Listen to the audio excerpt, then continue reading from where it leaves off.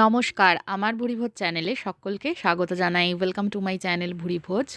আজ বানাবো মটরশুঁটির কচুরি। তার জন্য নিয়েছি ময়দা, আটা ময়দা মিশিয়ে নিয়েছি। চাইলে আপনারা শুধু ময়দা দিয়েও করতে পারেন, হাফ আটা হাফ ময়দা ব্যবহার করেছি। এখানে দিয়ে দিলাম সাদা তেল, ময়াম দেওয়ার জন্য সাদা তেল দিয়ে দিলাম, আর দিয়ে দেবো একটু লবণ আর একটু চিনি, আর দিয়ে দেবো একটু হিং। প্রথমে হিংটা দিয়ে দিলাম, হাফ টিস্পুনের মতন হিং দিয়ে দিলাম। এবার দিয়ে দেবো অল্প একটু লবণ, আর দিয়ে দেবো সামান্য একটু চিনি, দিয়ে ময়ামটা দিয়ে ভালো করে এটাকে মেখে নেব। ভালো করে এগুলো আটা বা ময়দার সাথে মিশিয়ে নিচ্ছি। মিশিয়ে নেওয়া হয়ে গেলে অল্প অল্প জল দিয়ে ডোটা তৈরি করে নিতে হবে। অল্প অল্প জল ব্যবহার করে ডোটা তৈরি করে নিচ্ছি, এবং ডোটা কিন্তু খুব নরম করবেন না, তাহলে কিন্তু কচুরিগুলো প্রথমত খাস্তা হবে না, দ্বিতীয়ত পুর কিন্তু বেরিয়ে যাবে। তো আমরা লুচি বা রুটির জন্য যেরকম একটু নরম করে আটা বা ময়দাটাকে মাখি, সেরকম কিন্তু নরম করব না, একটু টাইট হবে, আবার খুব শক্তও হবে না, একটু টাইট করে মাখবো। দেখুন যেভাবে আটা বা ময়দার ডোটা দেখেই বুঝতে পারবেন আমি এটা কিভাবে মেখেছি। এবার এটা ঢাকা দিয়ে রেখে দেবো 15 মিনিট মতো, পুরটা রেডি করে নেব। পুরে যে মশলাগুলো দেব তার মধ্যে রয়েছে বিশেষ করে স্পেশালি, সেটা হচ্ছে মৌরির ফ্লেভারটাই কিন্তু কচুরিতে খুব ভালো লাগে। আর দিয়ে দিচ্ছি এর মধ্যে একটু জিরে, মৌরির পরিমাণটা অবশ্যই বেশি হবে, আর দিয়ে দিলাম গোলমরিচ আর একটু কালো জিরে। এই মশলাগুলোকে 12 থেকে 15 সেকেন্ড মতো কড়াইতে ভেজে নেব। কড়াইটা গরম করে নিয়েছি, অল্প আঁচে মশলাগুলো ভেজে নেব। যখন মশলা থেকে খুব সুন্দর একটা ফ্লেভার আসবে, তখন ঝটপট কড়াই থেকে নাবিয়ে নেব। এই মশলা যাতে পুড়ে না যায় সেদিকে খেয়াল রাখবেন, পুড়ে গেলে কিন্তু কচুরির টেস্টটা সম্পূর্ণ আলাদা হয়ে যাবে, খেতে মোটেই ভালো লাগবে না।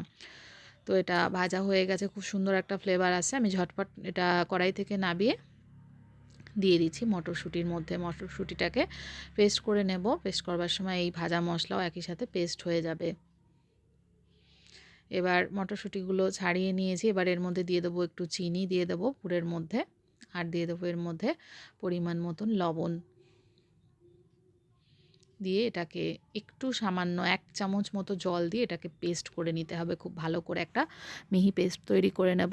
এবার পুরটা তৈরি করে নিচ্ছি। দিয়ে দিলাম সাদা তেল, আপনারা ঘিও ব্যবহার করতে পারেন।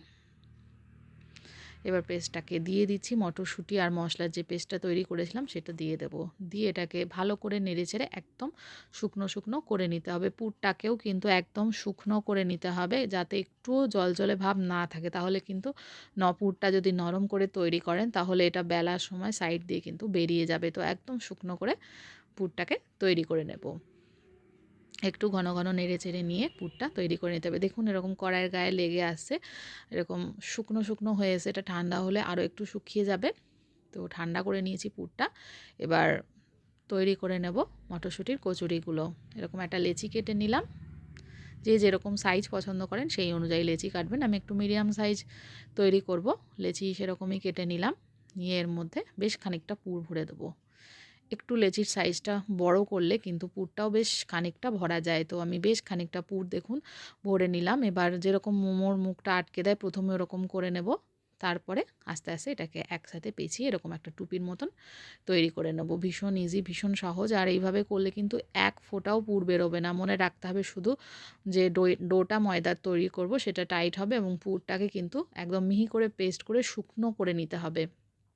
পুরটা যাতে নরম না হয়, আর ময়দার ডোটাও যাতে একদম নরম না হয়, সেই দিকে খেয়াল রাখতে হবে। আর হালকা হাতে কিন্তু বেলে নিতে হবে, খুব বেশি প্রেস করব না, তাহলে সাইড দিয়ে পুরটা বেরিয়ে যাবে। দেখুন একটুও কিন্তু পুর বেরিয়ে যায়নি, কত সুন্দরভাবে আমি এটা বেলে নিলাম। তো এইভাবে ভেজেও নেব। তেলটা ভালো করে গরম করে নিয়েছি, গরম করে নিয়ে আঁচটা মিডিয়ামে রেখে একটু খাস্তা করে কচুরিগুলো ভেজে নিতে হবে। আঁচটা কমিয়ে রেখে ভাজবেন, তাহলে কচুরিগুলো খাস্তা হবে।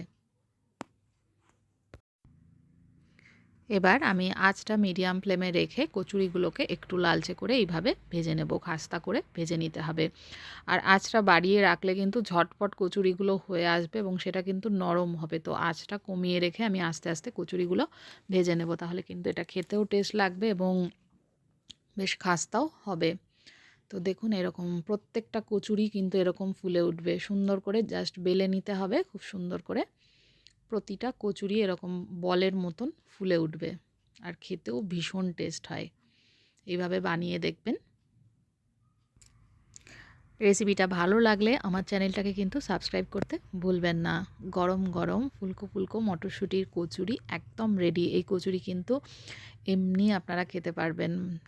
তাছাড়া এটা ধনেপাতার চাটনি, ছোলার ডাল, আলুর তরকারি এগুলোর সাথেও খাওয়া যায়।